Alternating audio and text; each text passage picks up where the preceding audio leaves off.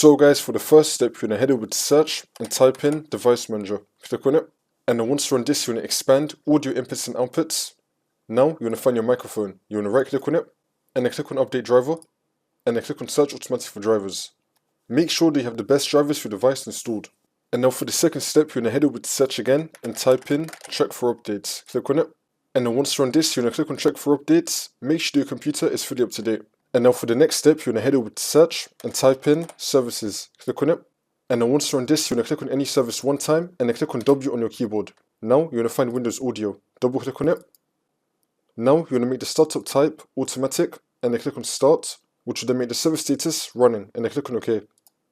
And now for the next step, you're going to head over to search again and type in find and fix problems with recording sound. Click on it and then click on next. Wait for this to load. And if it finds anything, it will try to fix it for you. Now for the last step, you just want to restart your computer and then the problem should be fixed.